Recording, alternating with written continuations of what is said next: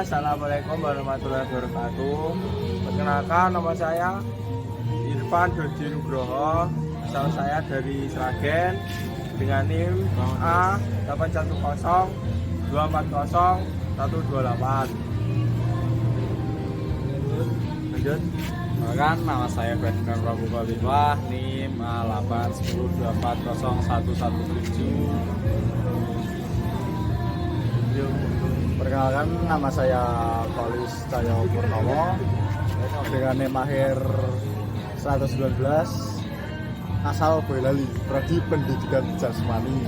Ya, perkenalkan, nama saya Yudha Fadinata dengan NIM A810240121, asal dari Boyolali, tepatnya di desa mana ya, Tegalsari, RT 2 RW 4. Nah, nanti kalau main boleh ke sana. Ya. Oke guys, di sini kita enjoy aja ya. Ini kan video kita, podcast kita. Oke, di sini kita akan menyelesaikan tugas dari mata kuliah Sistem Organisasi Olahraga dari kelas A mengenai prinsip-prinsip good governance dan juga penjelasan mengenai dari bagian-bagian yang sudah dibahas dari pertemuan sebelumnya. Oke, mungkin di sini langsung aja akan dijelaskan oleh Mas Jerry terkait materi yang sudah disampaikan pada minggu-minggu awal mengenai good governance dan juga isu-isu yang ada di dalam materi tersebut. Dari Mas Jerry boleh dijelaskan? Baik.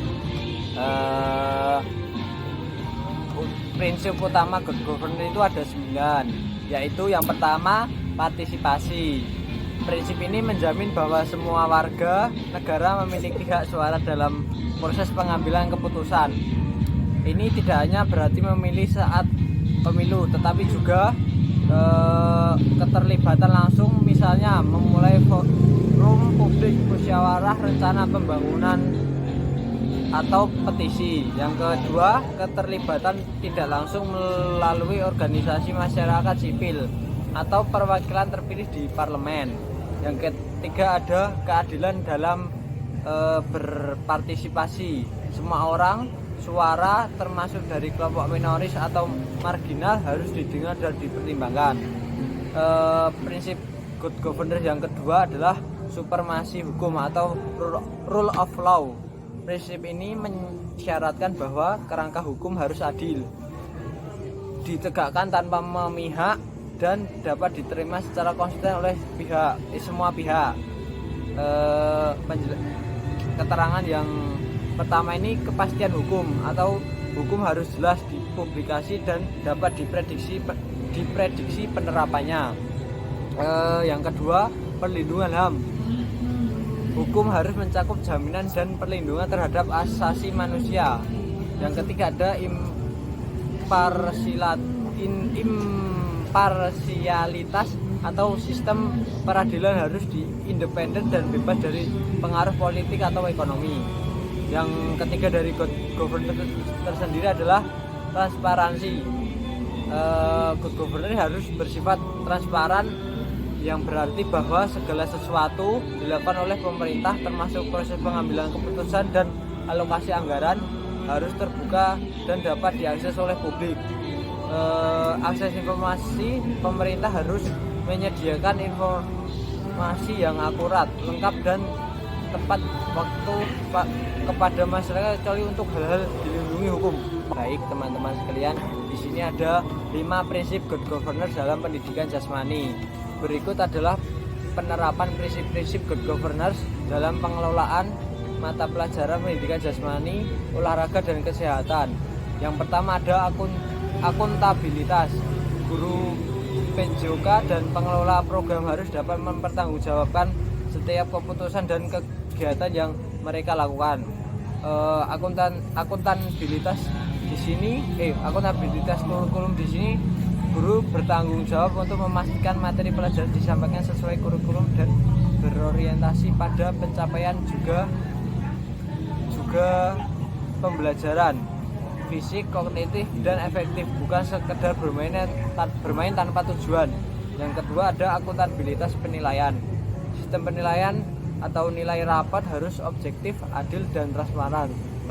Penilaian harus mencakup aspek keterampilan, motorik, pengetahuan, dan sikap sportivitas, disiplin, dan dapat dijelaskan kepada siswa dan orang tua. Yang ketiga, akuntabilitas sumber daya, bertanggung jawab atas penggunaan dana sekolah untuk pengadaan alat dan fasilitas olahraga. Prinsip good governance yang kedua adalah transparansi, keterbukaan dalam informasi program dan aturan yang berlaku.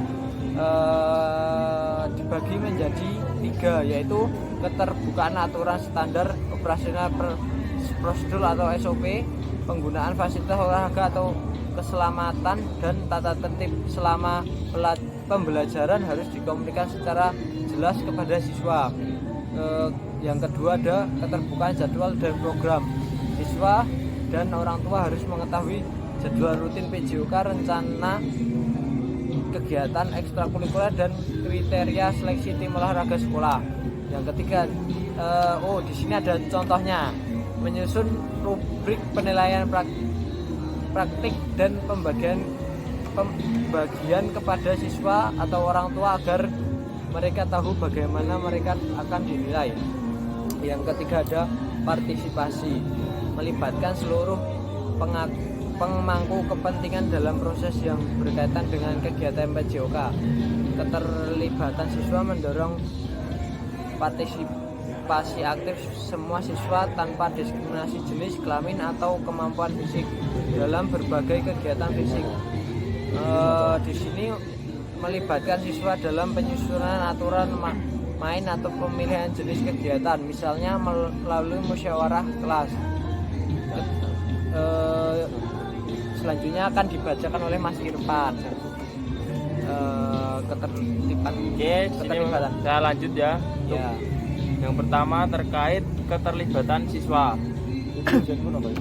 Keterlibatan siswa sendiri mendorong partisipasi aktif semua siswa tanpa diskriminasi jenis kelamin atau kemampuan fisik dalam berbagai kegiatan fisik. Melibatkan siswa dalam penyusunan aturan main atau pemilihan jenis kegiatan, misalnya melalui musyawarah kelas. Untuk yang kedua, keterlibatan orang tua. Melibatkan orang tua dalam proses kesehatan sekolah, seperti kampanye gaya hidup sehat dan memberikan masukan mengenai kegiatan fisik anak. Untuk yang keempat sendiri yaitu kesetaraan dan non-diskriminasi, equity and fairness.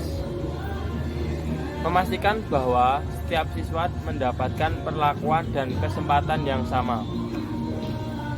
Perlakuan yang sama, guru harus memberikan perlakuan yang sama kepada semua siswa, terlepas dari bakat olahraga, status sosial, atau latar belakang mereka. Untuk yang kedua, inklusivitas. Program PJOK harus inklusif, yaitu dapat diakses dan bermanfaat bagi siswa berkebutuhan khusus atau siswa dengan tingkat kebugaran yang berbeda.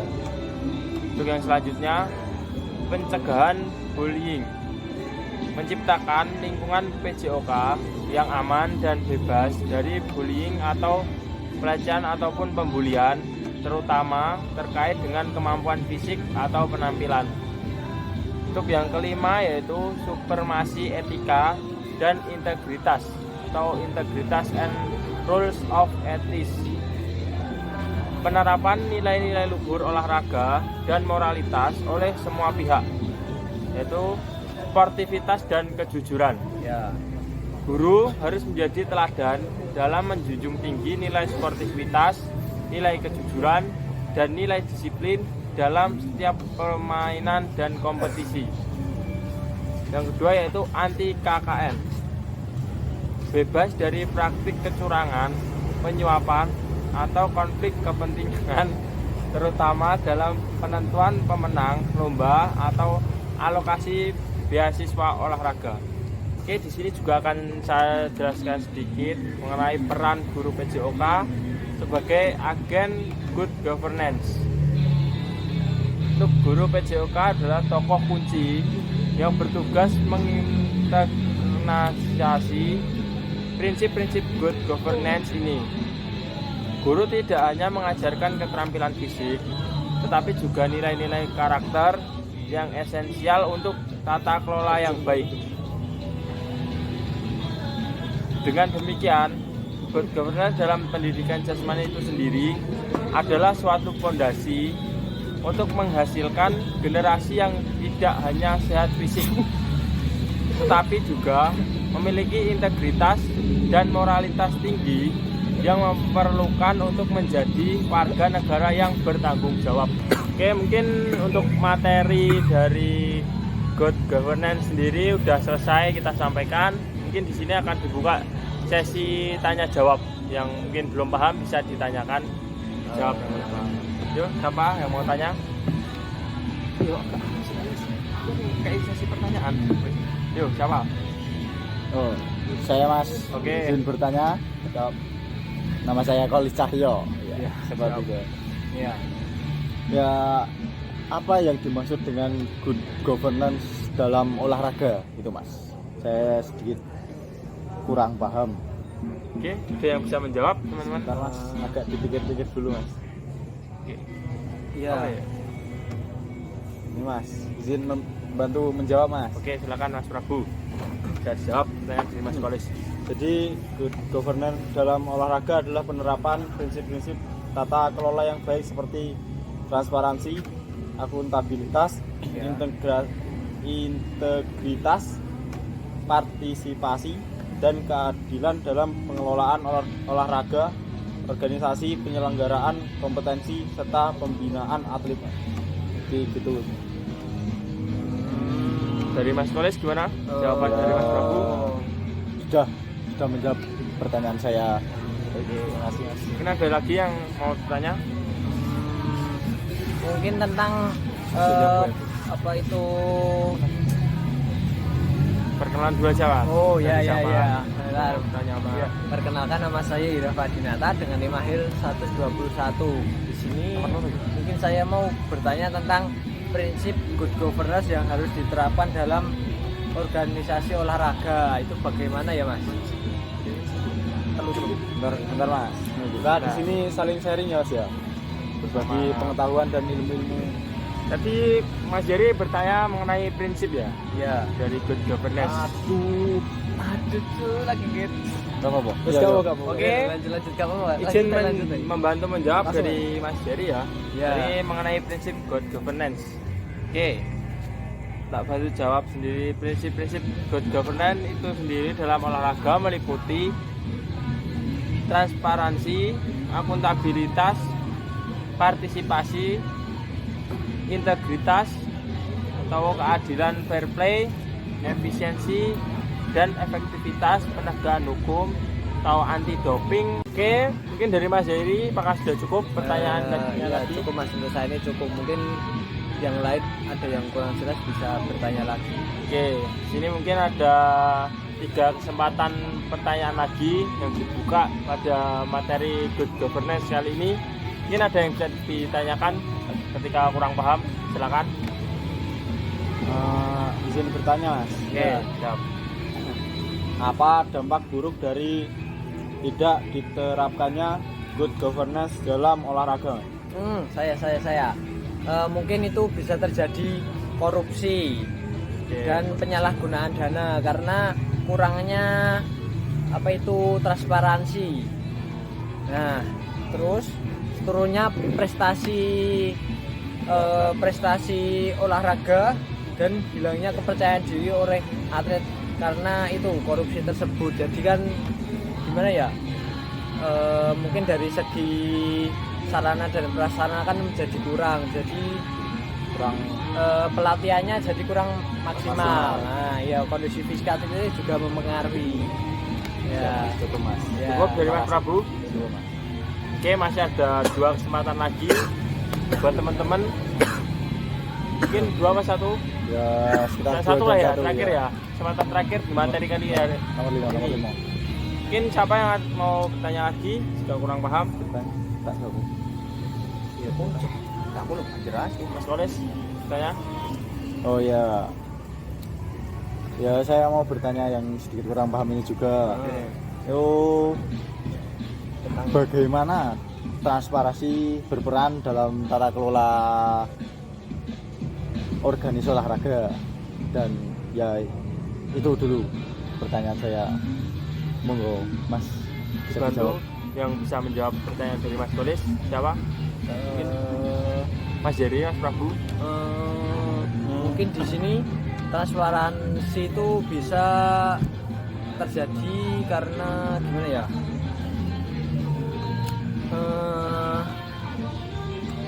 Memasukkan mungkin masyarakat atau lembaga-lembaga ke dalam sebuah organisasi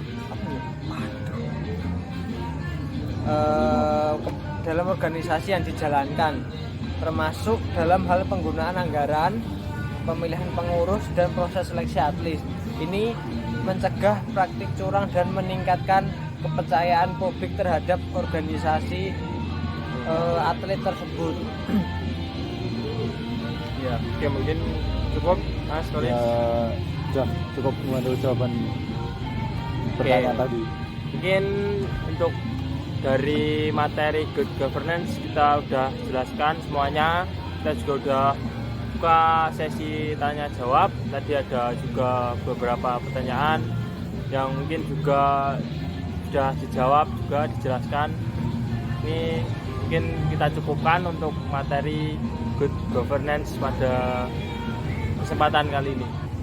Oke, Ya. untuk selanjutnya mungkin kita masuk ke materi yang baru aja disampaikan kemarin pertemuan lalu, itu mengenai dari bagan-bagan dalam sebuah turnamen atau pertandingan dalam olahraga. Nanti di dalamnya itu juga akan dijelaskan mengenai dari sistem gugur dan juga sistem saling bertemu di bagan itu sendiri. Cara pembagiannya, ciri-cirinya akan kita jelaskan di sini. Mungkin kita mulai dari definisi bagan dalam olahraga itu seperti apa terlebih dahulu. Kan dibantu dijelaskan oleh Mas Kolis. Bisa dimulai, Mas. Ya, di sini saya akan menjelaskan tentang bagan pertandingan atau sering disebut juga itu turnamen bracket atau skema pertandingan.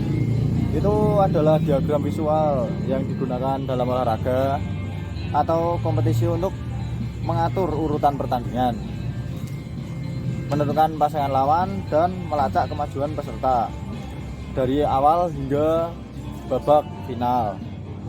Bagan ini juga berfungsi sebagai peta jalan turnamen yang memberikan kejelasan tentang pertandingan yang akan dilaksanakan, yang dilalui setiap peserta untuk memenangkan pertandingan tersebut.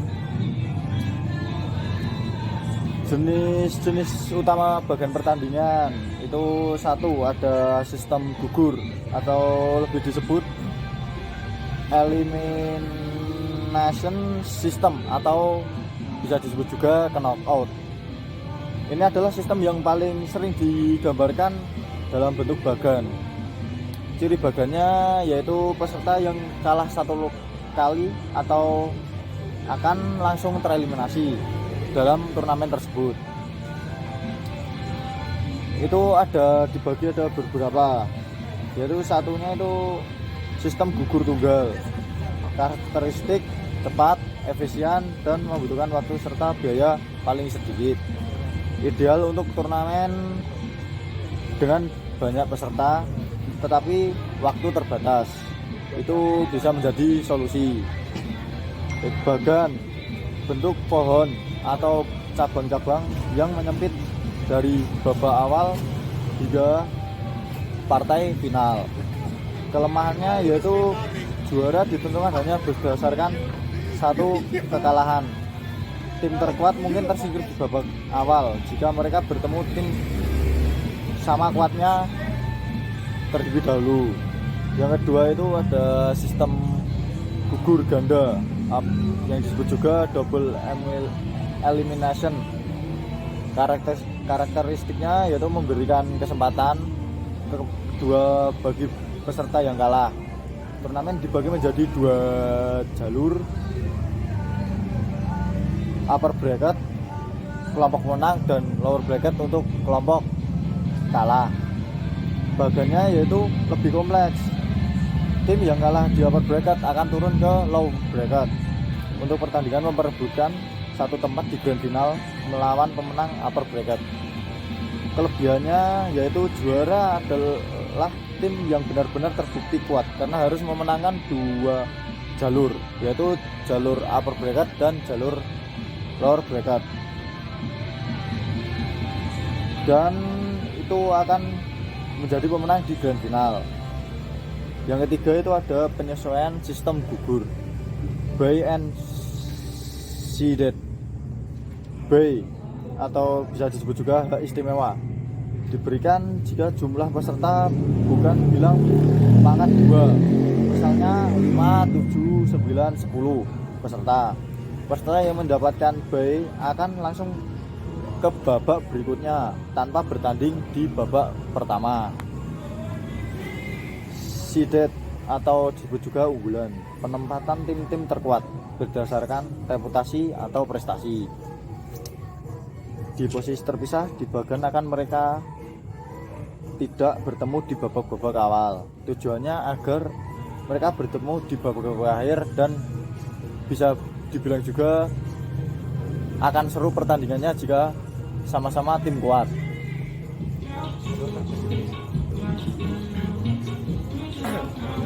Oke, izin melanjutkan. Di sini untuk selanjutnya yaitu sistem kompetisi atau round robin system. Sistem ini biasanya tidak digambarkan dalam bentuk bagan cabang, tetapi lebih ke dalam tabel penjadwalan atau klasmen. Untuk yang pertama yaitu sistem kompetisi penuh atau full round robin. Karakteristiknya yaitu setiap peserta akan bertemu dengan peserta lain 2 kali tandang dan kandang atau home dan away.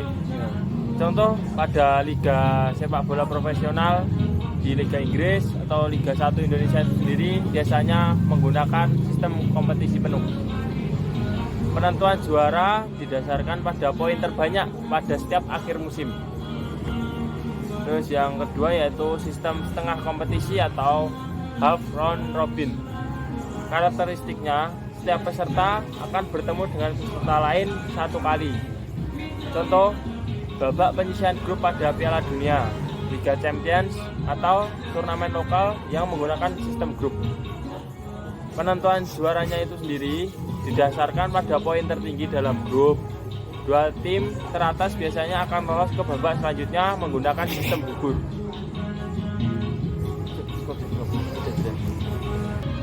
Oke, untuk itu tadi penjelasan mengenai definisi dari bagan.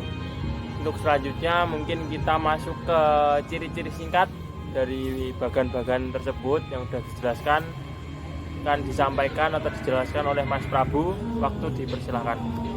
Baik, untuk ciri-ciri sistem gugur, yang pertama yaitu peserta yang kalah langsung gugur. Yang kedua, hanya pemenang yang lanjut ke babak selanjutnya. Yang ketiga, jumlah pertandingan lebih sedikit dibandingkan sistem lainnya, seperti misalnya sistem setengah kompetisi. Selanjutnya yang keempat, umumnya dipakai untuk turnamen dengan banyak peserta dan waktu yang terbatas. Jadi seperti itu Mas, untuk sistem gugurnya. Oke, mungkin lanjut ke sistem selanjutnya yang perlu disampaikan ciri-cirinya. Sudah. Jadi sudah tidak ada penjelasan tentang bagan ini. Kita akan lanjut ke sesi tanya jawab yang kurang diketahui paham. Nah, itu yang saya maksud. Bisa ditanyakan di sesi sharing atau tanya jawab kali ini ya. Ya. Oke, mungkin di sini sesi tanya jawab kita mulai. Jika dari materi yang sudah disampaikan tadi kurang dipahami, mungkin bisa ditanyakan di sesi kali ini. Mungkin ada yang bertanya. Izin Mas, bertanya Mas, Ya. mengenai sistem gugur. Oke. Apa yang dimaksud dengan sistem gugur dalam pertandingan olahraga? Ya, izin menjawab. Iya. Ya, yang saya ketahui dari apa yang dimaksud sistem gugur itu, sistem gugur adalah sistem pertandingan di mana peserta yang kalah langsung tersingkir dari kompetisi. Jadi hanya dilakukan 1 kali pertandingan dan itu langsung tersingkir, gugur. Sekian bisa saya jawab. Untuk dari Mas Prabu cukup. Oke, mungkin ada yang ditanyakan lagi dari materi kali ini. Mungkin saya ya Mas. Oke Mas Jerry, silakan. Kelemahan dari sistem gugur itu apa ya Mas ya? Soalnya kan gimana ya nek anu timnya banyak itu musik kan susah. Nah itu kelemahannya mungkin gimana? Kamu Bisa menjawab Mas. Bagian sistem, jadi kalau pesertanya itu banyak ya Mas ya. Ya. Bagian sistem gugur berbentuk seperti pohon Mas. Nah, di mana pemenang dari setiap pertandingan maju ke babak berikutnya hingga final. mungkin sedikit menambahi mengenai kelemahannya itu tadi ya. Ya. Dari sistem gugur itu kelemahannya yaitu kesempatan bermain terbatas. Jika ada peserta kuat kalah di awal, ia pun akan langsung tersingkir.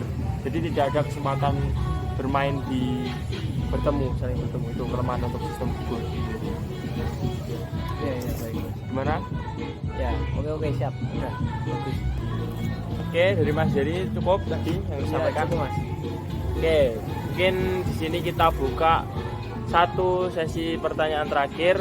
Barangkali dari teman-teman semuanya masih bingung atau masih ada yang ingin ditanyakan, bisa disampaikan di sini supaya nanti bisa dibantu dijawab yang mungkin sudah paham mengenai materi kali ini.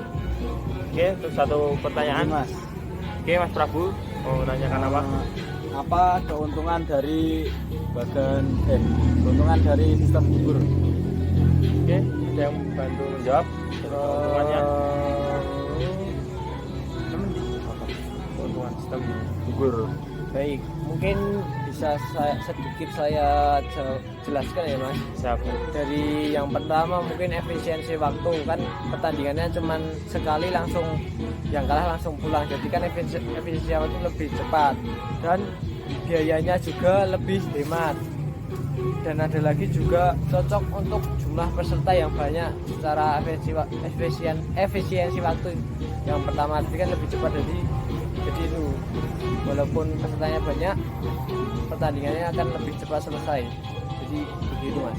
Oke, dari Mas Prabu gimana? Apakah Jadi sudah puas? lebih menguntungkan sistem gugur daripada sistem bertemu ya Mas? Ya, kalau soal efisiensi waktu kan lebih cepat yang sistem langsung gugur, dan biayanya juga kan lebih sedikit atau hemat biaya kalau anggarannya cuma dikit ya.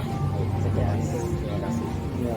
Tapi untuk penerapannya juga mungkin kalau dari sistem gugur ataupun sistem bertemu itu juga menyesuaikan dari jumlah peserta ya Mas. Jadi misal mungkin dari pesertanya sedikit itu bisa menggunakan sistem saling bertemu supaya biasanya kalau sistem bertemu itu kan biasa rame, supporternya juga meriah kan itu. Karena saling bertemu, terus juga sistemnya biasanya menggunakan poin. Ya. Nah, kalau mungkin dari pesertanya banyak itu bisa menggunakan sistem yang tadi gugur atau knockout, karena kan untuk penghematan waktu. Oke, mungkin itu sedikit yang bisa saya jawab, dan Mas Jerry tadi saya juga menambah sedikit pertanyaan dari Mas Prabu. Mungkin apakah sudah cukup? Cukup. Oke, cukup. Oke, sudah. Mungkin sekian juga materi yang bisa saya sampaikan juga, dan teman-teman semuanya sharing tadi mengenai dari yang pertama tadi penjelasan dari definisi bagan itu sendiri, terus juga penjelasan mengenai sistem gugur tadi, juga sistem saling bertemu dalam sebuah pertandingan atau bagan, terus ciri-ciri tadi juga sempat kita buka sesi tanya jawab agar semuanya bisa menyampaikan yang kurang paham dan juga penjelasannya. Oke, mungkin sekian materi yang bisa saya sampaikan hari ini. dari materi yang terakhir disampaikan mengenai definisi bagan dan juga struktur-struktur di dalam bagan ini sendiri. Oke, saya pikir sudah cukup. Sekian dari kelompok kami. Sebelumnya mohon maaf apabila dari kami ada mungkin kesalahan dalam penyampaian atau mungkin perilaku yang tidak senonoh. Ini tadi contohnya dari Mas Kolis, Mas Prabu. Ini kami juga minta maaf. Di sini niat kita juga sharing pengalaman yang udah kita dapat juga dari materi-materi sebelumnya. Apabila mungkin materi-materi yang sudah disampaikan tadi kurang berkenan atau kurang tepat, mungkin dari kami meminta maaf yang sebesar-besarnya. Sekian, wassalamualaikum warahmatullahi wabarakatuh. Waalaikumsalam warahmatullahi wabarakatuh.